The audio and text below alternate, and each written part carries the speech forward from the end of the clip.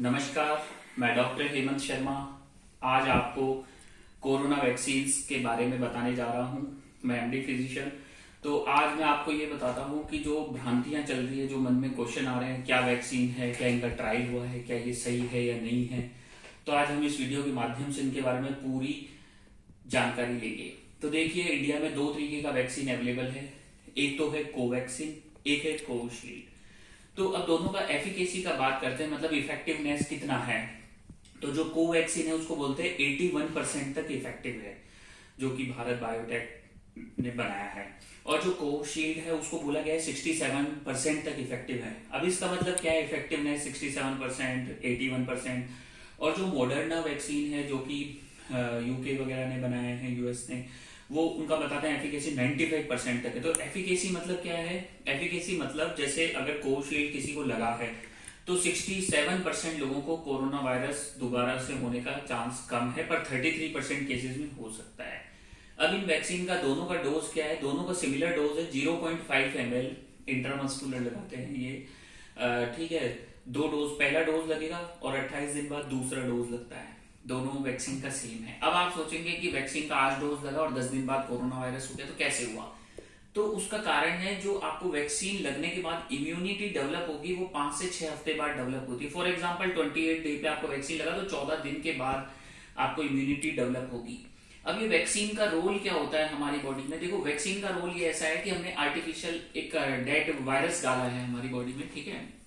तो अब वो क्या करेगा, हमारे बॉडी को, इम्यून सिस्टम को स्ट्रांग बनाएगा, ताकि एंटीबॉडीज डेवलप करेगा। जब भी कोरोना वायरस हमारी बॉडी में अगर एंटर हो तो वो उसके अगेंस्ट फाइट कर सके। तो ये वैक्सीन का काम होता है। अब जो वैक्सीन होती है उनका ट्रायल होता है, जैसे फेज 1 ट्रायल है तो 10 से लेके 100 वॉलेंटियर्स लेते हैं, तो उनपे होता है ट्रायल। उसमें साइड इफेक्ट्स वगैरह देखते हैं। फिर सेकेंड फेज होता है तो उसमें 100 से लेके 1000 वॉलेंटियर्स होते हैं। और फेज 3 होता है, उसमें 10,000 20,000 वॉलेंटियर्स इन्वॉल्व होते हैं या पेशेंट्स होते हैं, ठीक है। अब क्वेश्चन आता है कि ये वैक्सीन किन किन को हमें नहीं लगानी चाहिए। जैसे मैंने आपको बता दिया वैक्सीन किन को नहीं लगाएंगे। वैक्सीन नहीं लगानी है प्रेगनेंसी में, अगर लेडी प्रेग्नेंट है तो वैक्सीन नहीं लगाना है। अगर माँ बच्चे को दूध पिलाती है, लैक्टेटिंग मदर है, तो नहीं पिलाना है। वैक्सीन से अगर पहले डोज पे हाइपर सेंसिटिविटी एलर्जी हुआ है तो फिर दोबारा वैक्सीन नहीं लगाना है। तीसरी चीज, अगर आपकी उम्र 18 साल से नीचे है तो आपको वैक्सीन इंडिकेटेड नहीं है। अब अगर आपको कोई कोगुलेशन डिसऑर्डर है, जैसे haemophilia, von Willebrand disease, blood disorders, तो आपको वैक्सीन नहीं लगानी है। या एस्प्रिन, क्लोपिडोग्रिल, ब्लड थिनर दवाइयां खाते हैं, हिपारिन, वॉरफेरिन वगैरह अगर आपको चलता है तो आपको वैक्सीन कॉन्ट्रा इंडिकेटेड है। अब वैक्सीन, जैसे पेशेंट मेरे कई diabetic, thyroid, hypothyroid, cancer patients, तो नेफ्रोलॉजी के, ब्रेन ट्यूमर, ये सब क्या लगवा सकते हैं? तो बिल्कुल सेफली ये लगवा सकते हैं वैक्सीनेशन, इनको कोई प्रॉब्लम नहीं है। अब जो कोविशील्ड होती है वो mRNA वैक्सीन है, और जो कोवैक्सीन है वो किल्ड वायरस वैक्सीन है। इतना ध्यान रखें, पहला डोज फर्स्ट डे पे, सेकंड डोज 28 डे पे। अब आप बोलेंगे कि हमें तो कोरोना वायरस हो चुका है पहले, तो हमारे शरीर में एंटीबॉडी बन गया, तो अब हमें वैक्सीन का जरूरत नहीं है। तो मैं बता देता हूं, आपको वैक्सीन का जरूरत है। जैसे कोरोना वायरस से आप इन्फेक्टेड हुए, जो एंटीबॉडी आपके शरीर में बना है वो 1 महीना 2 महीने तक ही इफेक्टिव है, उसके बाद काम नहीं करता है। ऐसा देखा गया है ट्रायल में। अब हम और बात करते हैं कि ये जो वैक्सीन है, एक बार हमने लगवा ली तो क्या अब हमें जीवन भर वैक्सीन नहीं लगवानी? नहीं, ये साल 2 साल तक ही इसका इफेक्टिवनेस है वैक्सीन का, उसके बाद ये वैक्सीन भी काम नहीं करेगी। देखते हैं क्या होता है। तो फेज 3 के ट्रायल के बाद वैक्सीन अप्रूव होता है।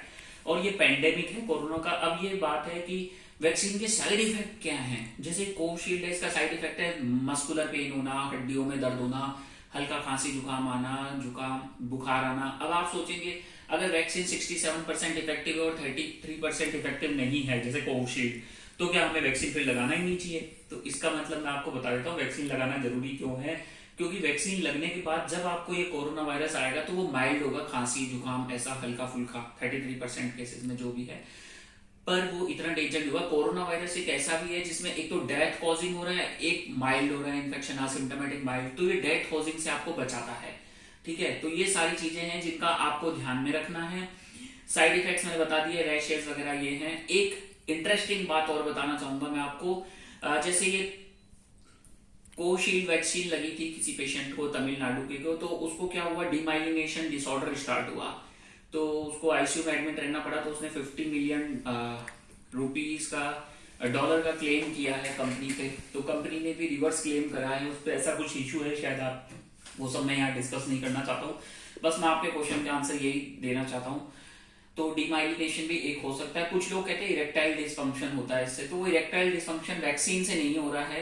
इरेक्टाइल डिसफंक्शन होता है ये कोरोना वायरस की वजह से। अगर वो एंटर हुआ तो वो AC2 रिसेप्टर्स पे काम करता है, तो AC2 रिसेप्टर्स टेस्टिस में भी होते हैं, तो उस वजह से वहां पे जाके वो क्या करता है, आपको इनफर्टिलिटी करा देता है, स्पर्म काउंट्स कम होते हैं, तो ये सारी चीजें हैं।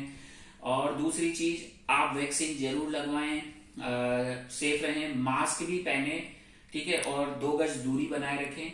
अगर आप इंडिविजुअल निजी प्लेस में हैं तो मास्क यूज नहीं करें।